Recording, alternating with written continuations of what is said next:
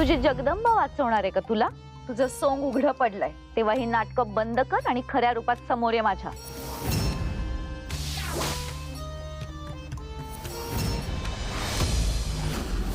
तुझी मदत लागणार आहे मला. तू लवकर माझ्या समोर प्रकट हो. माया, एक मोठी कामगिरी पार पाडायची आहे तुला. तुला माझं रूप घ्यायचंय. त्यानंतर मी सांगेन ते आणि तेवढंच करायचं आहे. जशी तुमची आज्ञा माते.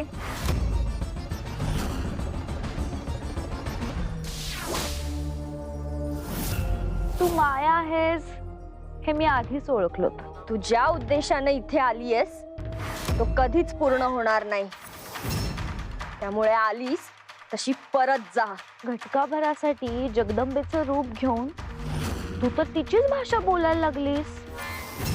माया, काय ग तुझी ही अधोगती? तू सुद्धा कधी काळी माझ्यासारखीच एक रिपू होतीस. विसरलीस का? अजूनही वेळ गेलेली नाहीये. तुझा इथे येण्याचा मूळ उद्देश आठव. असुर नरेशांना शरण जा, तिथेच तुझं कल्याण. आणि इथे येऊन करतेस का? तर एका यक्कश्चित मुलीची चाकरी. तुझीला यक्कश्चित मुलगी समजते, ती साधी सुधी मुलगी नाही. तुळजा देवींचा अंश आहे. तिच्या चरणाशी आत्मिक शक्ती आहे. काय सांगतेस? खरंच की काय? बाई बाई ग, मी तर भारावूनच गेले. मी पण होते हा दास जगदंबेची. चालेल ना? अगं, जिने तुला पायातलं घुंगरू बनवलं तिलाच तू डोक्यावर घेऊन नाचतेस. तुझी ही तुळजा लवकरच असुर नरेशांची दासी बनणार आहे. लक्षात ठेव. असुर नरेश तिला पायदळी तुडवून तिला तिची जागा दाखवून देणार आहे. तिलाही आणि तुम्हालाही. पुन्हा सांगते, त्यांना शरण या. तूच तुळजा देवींना शरण जा कामिनी, नाहीतर तुझे हाल हाल होतील. आता मी तुझे कसे हाल करते बघच तू.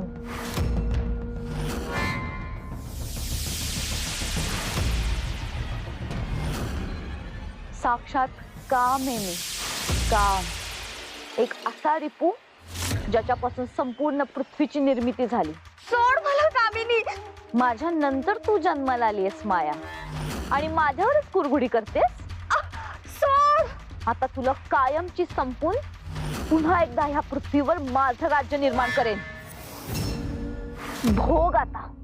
सोड मला कामिनी. कामिनी सोड मला.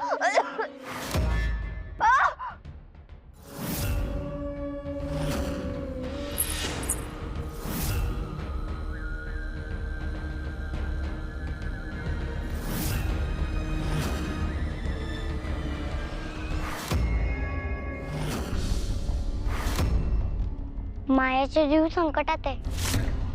तिच्या मदतीला मला जायला हवं.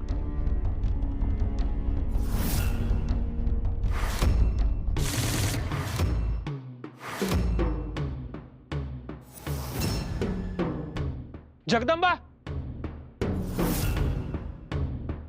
अगं हे काय? तू इथं आहेस वय? गावभर शोधून दमलो तुला, आणि असं न सांगता निघून काऊन आलीस? बाबा, मला जायचंय. कुठं बी जायचं नाही. चल आधी घरला. तुझी आई तिकडे काळजी करायला लागली. अहो बाबा, खरंच माझं एक काम आहे. काम भीम काय नाही ते नंतर. आधी चल घरला.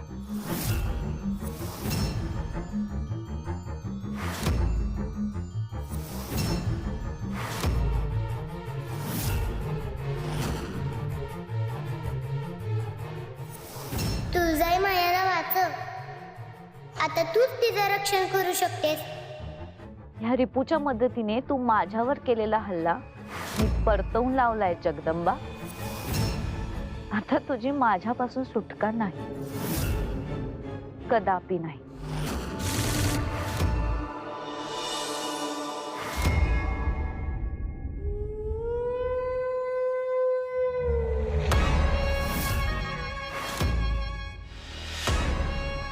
महिषा, अरे जेवत का नाहीस? काय झालं?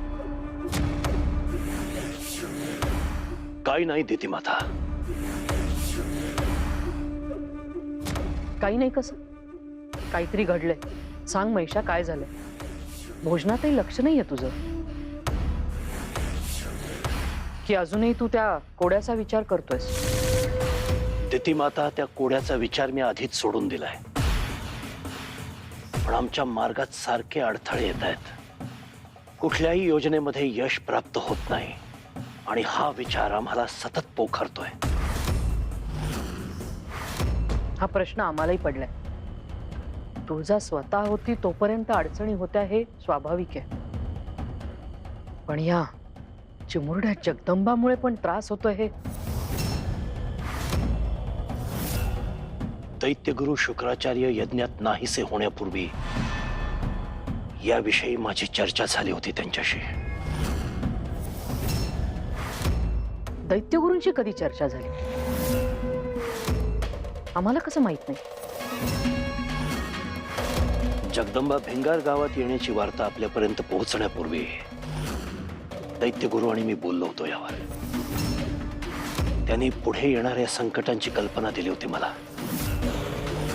आणि त्यावरचा उपाय सुद्धा सांगितला होता एक असा यज्ञ जो मला सपत्नीक करावा लागेल अरे मग आपण का थांबलोय शुंभाई इथं आहे तुला मनशांती मिळणार असेल तर तातडीने यज्ञ करूया आता वेळ दौडायला नको दिती माता यज्ञ कोणत्या जागी करायचा ते नेमकं ठिकाण त्यांनी सांगितलं नव्हतं असं कुठलं स्थान सुचवलंय त्यांनी कश्यप ऋषींनी निर्माण केलेलं ब्रह्मदेवांचं गुप्त मंदिर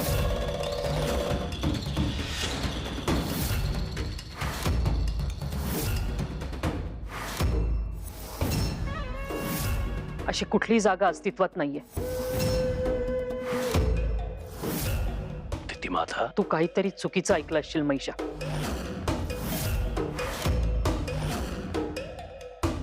दिती माता ऐकलं शुंभा ऐकलंस दिती माता काय म्हणाल्या मंदिराबद्दल त्यांना माहिती असेल त्या आपल्याला सहाय्य करतील असं म्हणाली होतीस तू पाहिलंस असुर नरेश दैत्य माता ज्या प्रकारे अस्वस्थ होऊन इथून निघून गेल्या त्यावरून आपल्या हे लक्षात येते की त्यांना हे ठिकाण नक्की ठाऊक असणार आणि ते ठिकाण नेमकं कुठे आहे हे एवढंच आपल्याला त्यांच्याकडून काढून घ्यायचंय आणि ते काम आपण आमच्यावर सोपवा ते मंदिर कुठं आहे हे लवकरच आपल्याला समजेल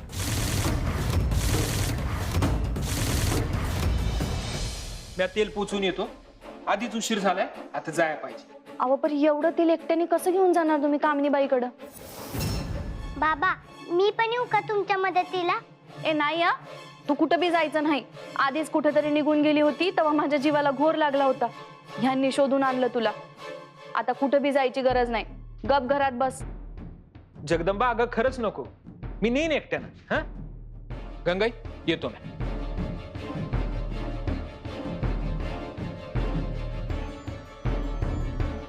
जगदंबा मी घरातली बाकी कामं आवरती कुठं बी जायचं नाही गप घरात बसायचं समजलं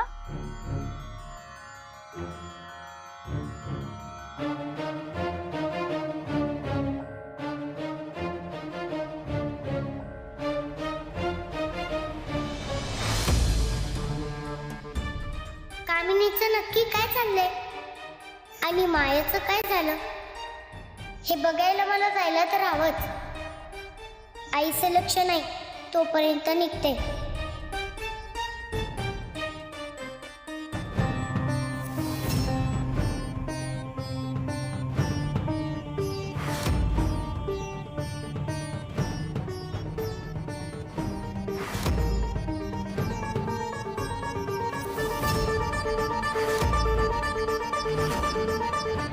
बाबा तुम्ही परत आला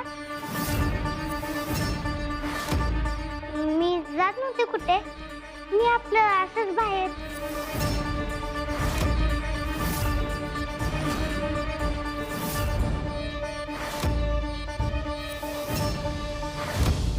बाबा हे काय करताय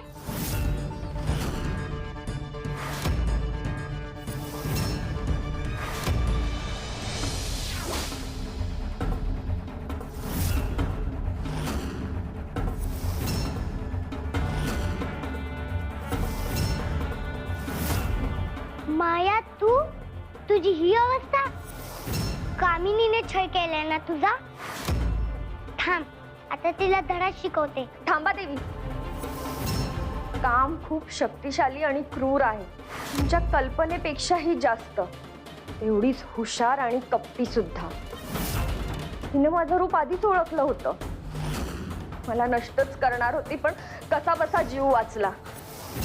तिनेच मला जीवनदान दिलंय. पण मी तिला सोडणार नाही.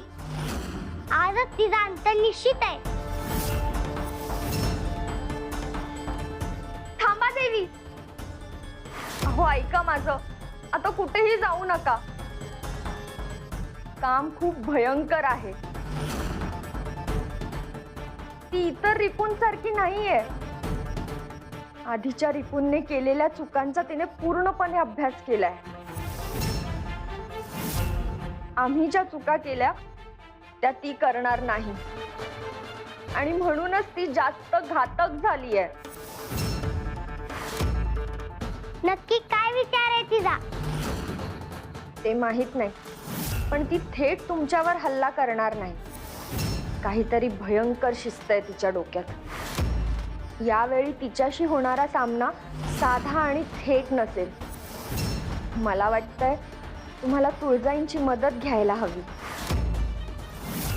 तुळजाईचा योग निद्रेत मी कोणत्याही प्रकारे बाधा येऊन देणार नाही. पण तुम्हाला एकटीने कामिनीशी संघर्ष करणं अवघड जाईल देवी. तुम्ही तिच्याशी संघर्ष करा, पण योग्य वेळ येईल तेव्हा.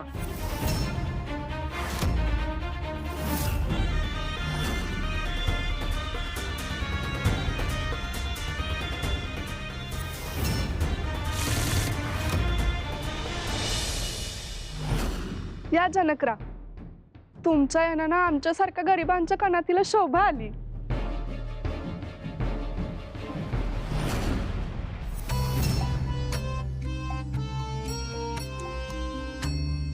एका दिवसाची शोभा.